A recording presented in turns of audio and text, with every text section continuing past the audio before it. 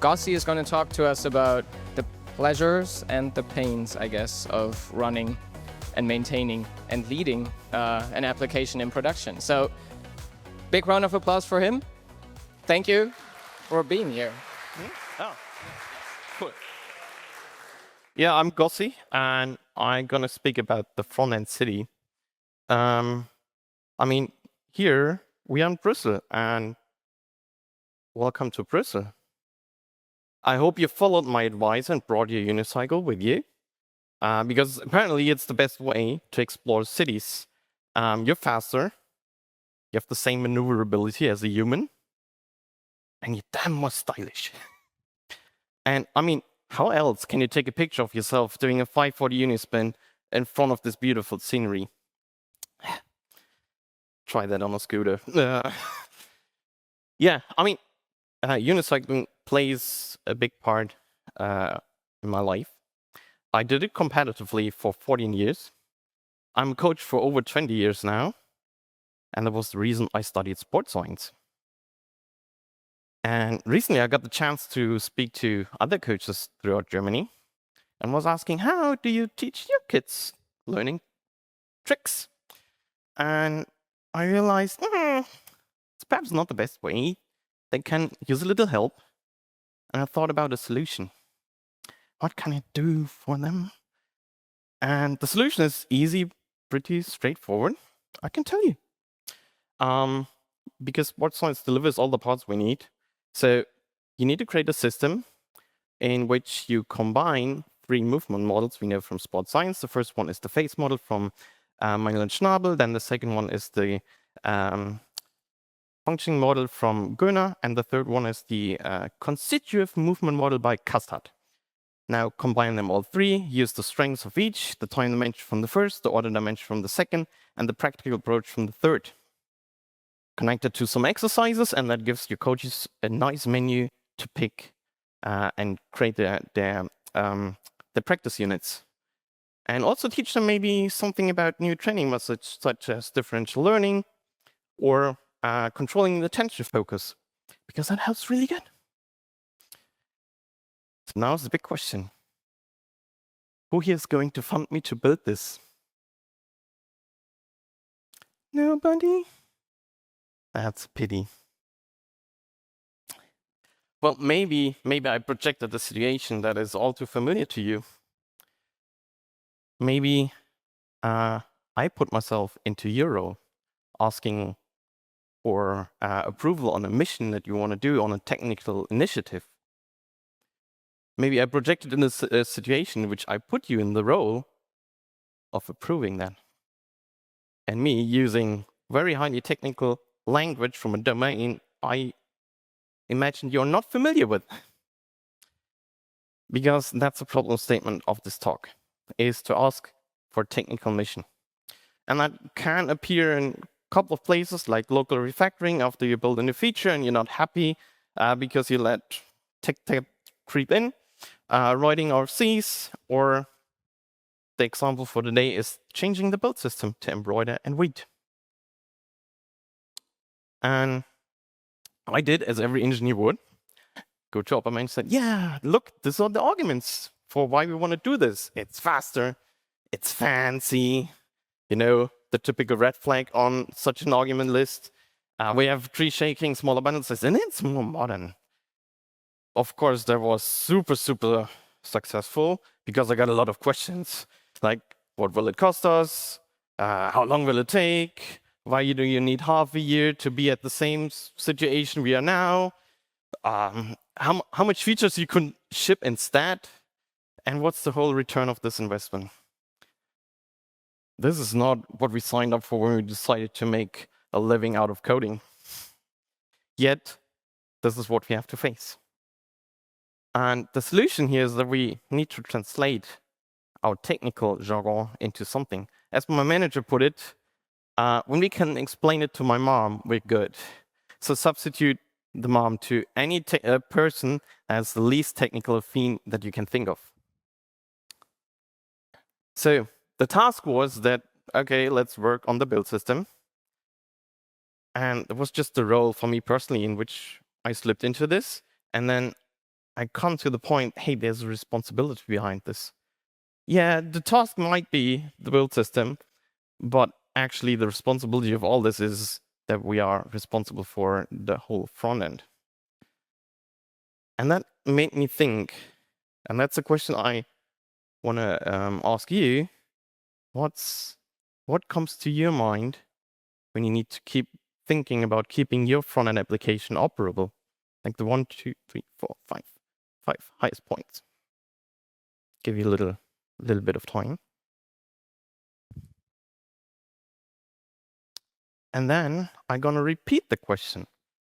But this time, think about you're the mayor of a city, either the one you live in or pick one that fits, and think about the same things here. What do you need to do in order to keep a city operable?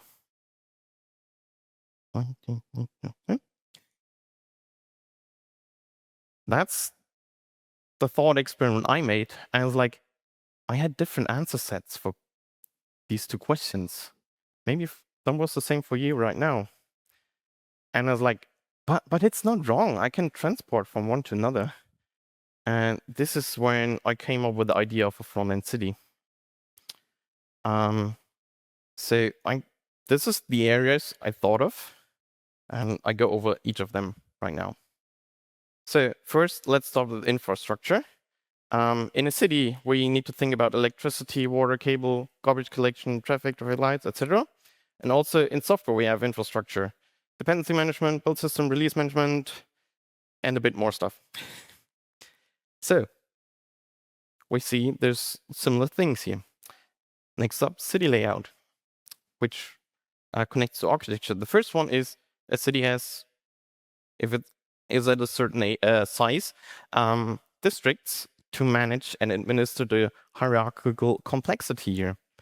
And then each district owns all of the coherent parts.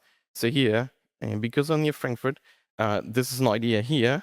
So Frankfurt on the highest level has 16 Ortsbezirke, 46 Stadtteile, and 124 Stadtbezirke. So this is like how it goes down, and there's like administrative levels at each. And the same actually is in software, where we have, instead of districts, we have subdomains, or if you zoom out more, then there's system components. And there's a C4 model, which actually has a map as inspiration in which you can zoom into your application bit by bit until you reach the code. Next up is zoning of a city. So the first one here is American suburbia. There's strict zoning, almost less or no mixed zoning. It's a very car-dependent city, where if you need to buy groceries, well, you walk very long distance, or you grab the car and then you need to go to one of these huge parking lots. So there's not a lot of transportation options. In contrast, medieval Europe here. We also have zoning, but much, much more mixed zones. That increases the transportation options. We have shorter travels. And also there's the idea of this walkable city, like it is here in Brussels. And this actually connects to how we organize our code. So car-dependent city is the equivalent to a framework-dependent product. But actually, it is the domain in which we work in that should define how we organize our code. Imagine this would be done by a framework. That would be wild, right? And there's a couple of architectural patterns we can use for that. Just pick whatever fits, and that helps us also to prevent tech debt. Next up is transportation. There's a couple of transportation modalities we can think of, like public and private transport. Each comes, of course, with their own infrastructure and how we scope the traffic as well. So for example, here, public transport has a set of vehicles we might be able to use, and also the station infrastructure, and the same for private transport. Use the best vehicle there. All right. If we transport this into code, that would mean interfaces and APIs, like public APIs that we might use to go from larger areas of code, like districts, and then private districts within that subdomain. But you need to use architectural linting, because anyway, every engineer would use the card to go everywhere, and we don't want that. Next up is construction, like how you build houses. Houses in this idea are the features or the equivalent to features of your product. So the faster you can build houses, the better for the business. And so construction workers evolve their tooling, and then they can build houses faster, safer, more accessible, more sustainable. And it's the same in software as well. Like we have our tooling, like linting, formatting, and editor integration to have everything at our fingertips. Also fixtures, workshop, and something as a friend-run workshop, for example. Now, and then there's health and security. Like there's lots of institutions in the city that are here for us in case there's an emergency or something, along with a couple of processes. And the same is true in software, actually. So we have a lot of monitoring here, I would say, for error monitoring, resource monitoring, everything from the testing pyramid and its code coverage metrics, and also pre-warn systems such as embroidered rye. And with that go along of processes as well in how we use them.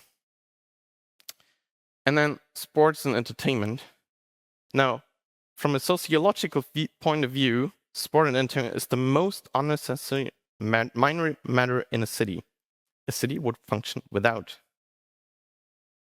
But citizens greatly benefit from its presence. And that's true for DX. So I can refer to a talk from Pat O'Callaghan here from MFS 2 years ago. He greatly covers the topic. And then education is also very important. And a city has like lots of education institutions, schools, libraries, universities, etc. And for software is true as well. We need to onboard people onto a framework, onto our product. We can use a documentation, for example, the Dear Taxes framework, and also we need training and learning time. And that makes up the front-end city. Just what I said, I compiled into Markdown. I can put in the link later in Discord as well. And it's basically the written form. It's a bit more extensive, and there's also metrics. So if you're looking for KPIs, maybe there's something in there. So how to use it? First of all, we do live longer in cities than we do live in code. And making the connection here and thinking about a city is just straightforward for us because that's what we do all the time as we live. And so if you use this idea for making a documentation hub, like this one here, it feels immediately home to people. They can navigate it because they know how to navigate a city. So there's no onboarding time. And every time somebody asks me for documentation, I always send them to the index page. It worked fantastically. And also, it serves as a decision framework. So there might be a meeting you got pulled into, and then somebody has an idea about infrastructure, but you actually connect the requests to health and security, and then you answer from that context. You usually come up with more higher qualitative answers. There's more confidence in your answers, and you can actually answer a bit faster. That increases the trust of you. So it's very beneficial to you, and nobody needs to know you're connected to a city behind.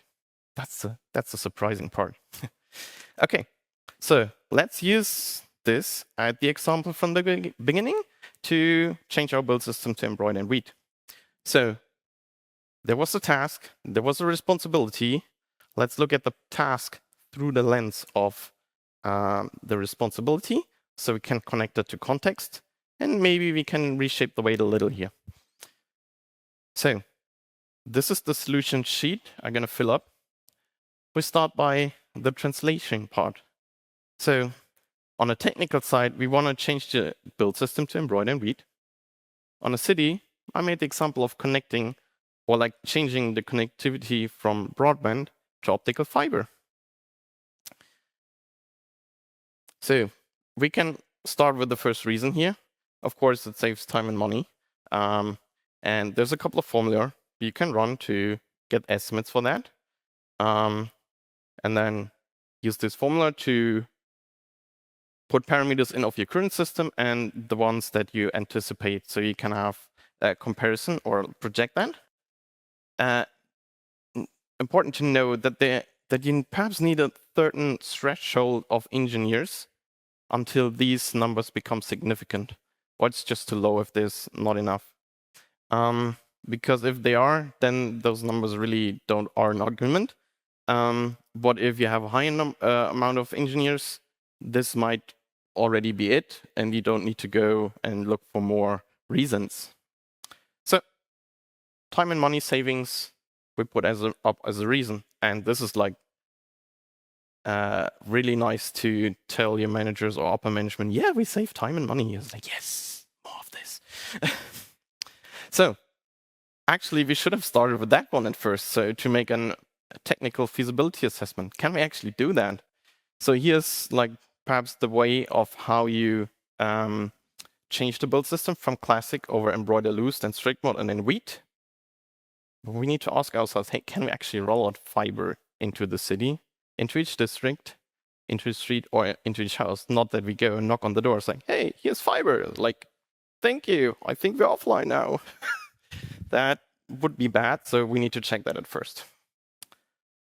And if we rearrange that a little and then see, okay, embroider strict mode requires, in this case, imports for components, helpers, modifiers, so everything on the template system, for which you can use this code mod, but you can do it in parallel to other tasks. And actually, like depending on your team, that means you can onboard your product teams on this. So you can teach them this new technology, and you have like an iterative approach here in which you can step by step deliver a little bit of quality of life, or maybe speed up to whatever matters then in your teams. So let's put this on the solution sheet that we now have a method to that. Next up is that we have a challenge in all this when we go into wheat. We need to have a little bit of mindset shift here, because most of us are trained to use Ember CLI for many times, and Ember CLI or the Ember commands in there, they shield us a bit from the internals here about the build system. Whereas in Read, we have much more exposure to it. Like things as bundlers and transpilers are much more closer to us, and also NPM with like the imports and exports fields. And they need to learn, is this an NPM thing? Is this a TypeScript thing? Where to configure it? That's a bit like you need to learn, but it feels like a superpower that you have afterwards. Hey, you can use this knowledge. Also, there's CJS versus ESM, or should I say from CJS to ESM, because this is where the JavaScript ecosystem is moving right now, and lots of libraries, products already are shifting here. That means we should also be addressing that so we can use ESM libraries only. And an example here is that Storybook 10 announced it will be ESM only. So if you're using it, Storybook version 9 will be the last one you can use with classic Ember.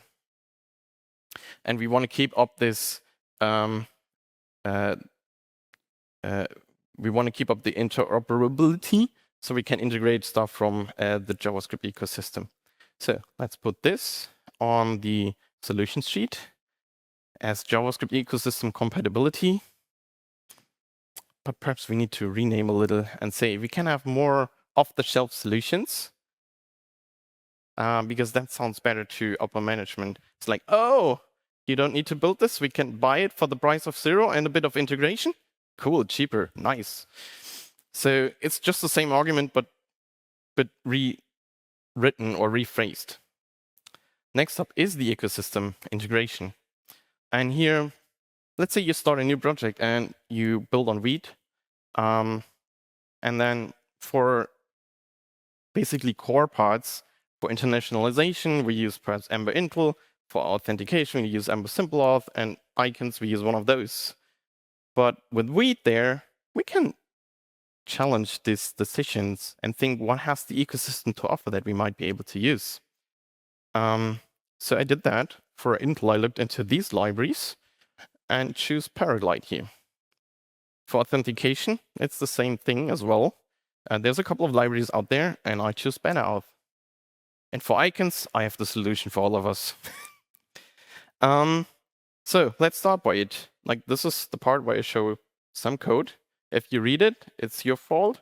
You should grasp the volume that comes with it. So here's integration of Paraglide.js. It's the same idea from Ember with the T function and some formatters. I had to strip a bit of code to make it fit here. And then instead of a helper, I used as a resource. And then it is, from using it, pretty much similar to how we use it with Ember Intl, except you might notice that I import the messages here. Because that's a cool thing that Paraglide does is it takes the messages, and then on the Read plugin, it transpiles them into JavaScript functions, and then you import the JavaScript functions. That means unused translations will be tree-shaped away in the final output. And Paraglide.js, or the inline ecosystem, it comes with like lots of tooling integrations. So they have an UI for VS Code in which you can see all your translation strings. That's quite impressive. Next up is BetterAuth. And they have signals. I think we heard a bit of this today already. I was like, yay! And they have like Vue and Svelte implemented. I looked at the implementation, I was like, this is beautiful. This is what we want to have. So I was like, yay, let's start using this from Ember. And then I started using it from Ember. I can tell you it was not the smoothest experience there. But it's also no surprise because that's currently work in progress. So I think Preston's showing his effort right now. There's a couple of RCs here. They could greatly use your feedback. And then the whole JavaScript ecosystem is currently writing a story. So it's not that we come to the campfire and tell the kids the signal tale. No, it's currently been written, and Ember will do its plot here as well. So I'm back to services. Here's like the BetterAuth gives you a client, and here I connected it together with Ember and then made it reactive. I used the idea from Ember SimpleAuth for the require authentication method, and then we can use it. So here on the left, you see integrated it into a template. It's like this upper right thing where it shows your user avatar and then maybe the profile menu. And on the right is a protected route with basically very similar API than Ember SimpleAuth. And icons. And the weird way of my slides here. So for icons, there's Iconify, which is combining basically all of the icon libraries out there. So you have access to like 10,000 plus of icons, and they give you a Vite plugin that you can use, and then it even auto installs those icons for you. And you then import them from with this tilde icons sort of import because it creates virtual modules. It also allows you to have custom collections. So if your designers come over the set of icons, drop them in, and you're happy. So, and for those integrations with Ember, like BetterAuth and Paraglide, I started a new GitHub organization in which I put up the code. This is not released yet, but I thought this is like more what we will do. So my ideas is that we also see Vite browser Ember and Ember WordPress and perhaps more integrations. So that's a good fit there to put this on. But the most important point here is that the glue code to take something from NPM and make it work with Ember is very tiny. It's not that much. So for each BetterAuth and Paraglide, this was basically the code there that you saw. So let's add this to the solution sheet. Integrate with the JavaScript ecosystem. That's very much an engineer doc type argument. It looks like a JavaScript ecosystem integration. It walks like one. It sounds like one. So it must be this argument. But we need to run the translation magic here as well. And actually, it's a thing that we can say that we can faster and cheaper develop with far more functionality instead of building this on our own. So, is there breaking changes maybe? So Ember is upgrading and provides us a migration path, but maybe it's important for you that you might update in a given time, compliance, whatever, or it's just nice for upper management to see that you're able to do it, or some security fixes are super relevant, which are always, but if you can get them in time, this is the more important factor here. Also add-ons. So currently, it's at the will of add-on authors which Ember versions are supported. I have an add-on that is supported down to 3.28, but I asked myself the question, when will we stop supporting older Ember versions? And if you're waiting for the bad signal in the sky, I think it's here, but it's more like read signal. Because the add-ons you saw, they use TS down over rollup. They are ESM only. They have type module. They don't use embroider add-on dev as a dependency. That makes them only compatible with read, but not with classic Ember. And at some point, this shift will happen, and we need to figure out at which pace we will do. So let's add this up as a risk here, saying if we do not upgrade our build system to read, we might not be longer able to receive such updates. We need to home breed them, and we cannot like shop on npm what we need. And then there's also the point of architecture in which we can exploit our degree of freedom of how we make decisions. So since we have imports, we can arrange and organize the code more to our liking. There's also now the strict resolver now on apps, so there's more and more coming. So we do not build a car-dependent city. And this most stuff here is addressing the template system, and we have this freedom here. And I think, yeah, Ember has the best template system in all of the front-end frameworks because we have much more features than the others. For the router, though, because this is where we're perhaps a little bit locked in. But I was like purposely scoped out of this edition and is subject to go into the next one. So lots of other frameworks actually took inspiration from Ember's router. I think now we can also go there and see what they built and then port it back and make a fit for Ember. And then we can build the next best router here. So let's add this as well. We have a bit more architectural freedom to build our city. And that's basically the solution that you can put up and go to open management. They buy this perhaps a bit better than the initial arguments I put up. And then that's it. Thank you so much.